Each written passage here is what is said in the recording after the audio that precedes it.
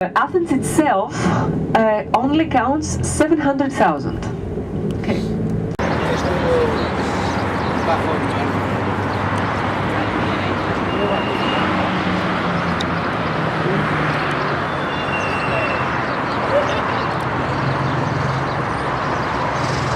Unbelievable.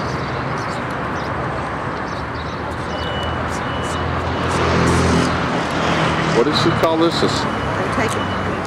She called it a stadium that was a replica of the original.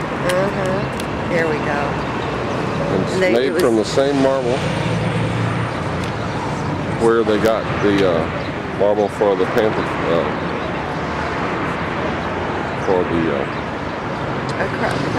Parthenon. It was rebuilt in the 19th century.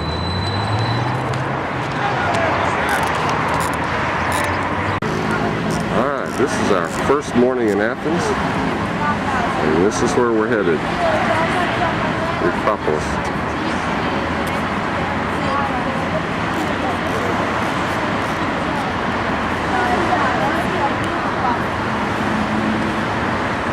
And this is the entrance right here.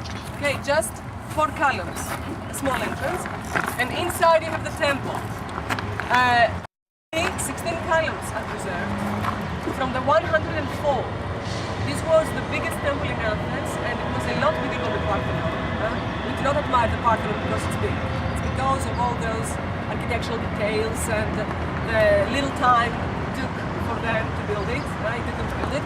Anyway, this last column, this column here, which is between the two, you can see, you'll see it as we go inside, has fallen on the ground. It's broken in pieces. It fell during an earthquake in the 18th century.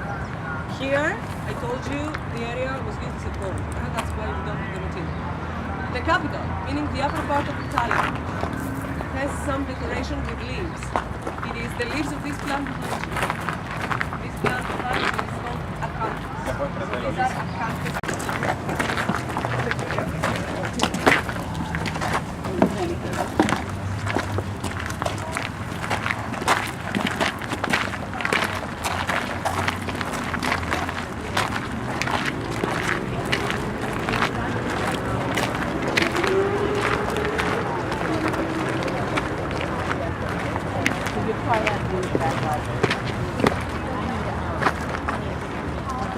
Okay, no problem. Okay.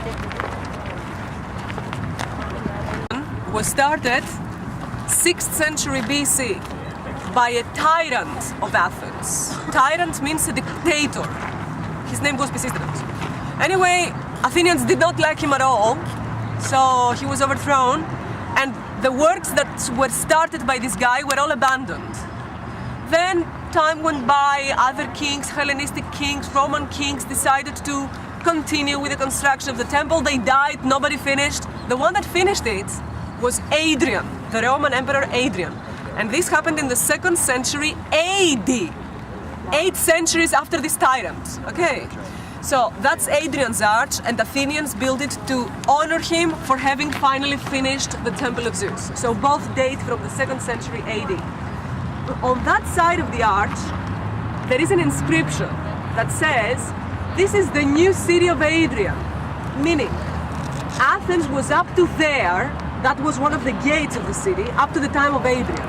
And then Adrian extended the city here. This was a new suburb after the 2nd century, with the temple, with Roman villas, with baths, etc. And on the other side of the arch, you have another inscription that says, "This is the old city of Theseus." Theseus was the national hero of the Athenians. Okay, so Adrian's arch, 2nd century AD, and of course a very nice view of the Acropolis, the rock with the Parthenon on top from that spot. Take your pictures. I'll be waiting at the traffic light.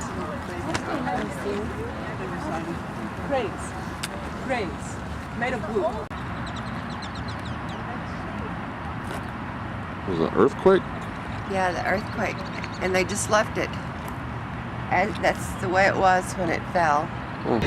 Next, you have the university building. I mean, the first building, the old building of the University of Athens. You can see a painted frieze behind the columns. Between the two columns in the middle, you will see the first king of Greece, the Bavarian guy. sitting on the throne, surrounded by personifications of arts and sciences. Otto was his name, so it's Otto there. This building is not used for lectures anymore. It's used for graduation ceremonies, and also it houses the administrative services of the University of Athens. And the last building on your right-hand side is the National Library, which contains about 10 million volumes of books and more than 2,000 manuscripts. The roof is made of glass, so that there is natural light in the library. There is a stability problem with the roof because of the huge weight of the books, and there is no space anymore in there, so they are now planning to build a new national library at the end of Synkros Avenue near Piraeus. If you remember the long avenue, we went down and then turned, so at the end of that avenue to the right, they are planning to build. April 5th, 2009.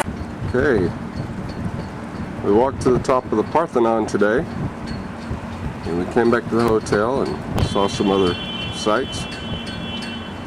And here we are at the restaurant at the top floor of our hotel, where you have the best view of Athens that I have found. This is a mountaintop,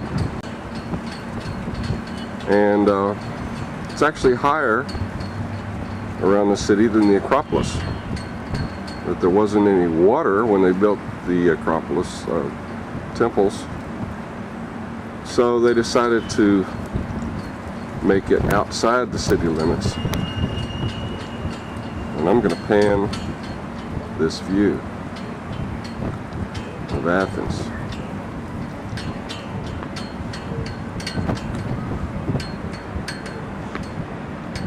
Aha, there is the Acropolis.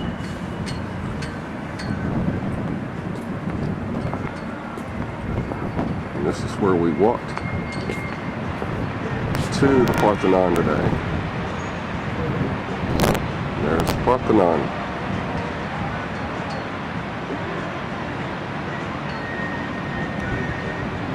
Up front and close.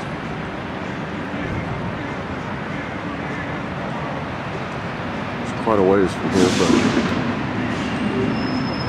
perfect view of the entire city from the top of this hotel, the Titania. So they named this the Acropolis, which means highest point, highest place in the city, and made this area in this mountain, which is actually higher, outside the city limits, because there was water, fresh water, at the top of the Acropolis, and there wasn't any at the other hill. So that was a beautiful, exhausting experience going to walking to the top of this. Almost like a pilgrimage.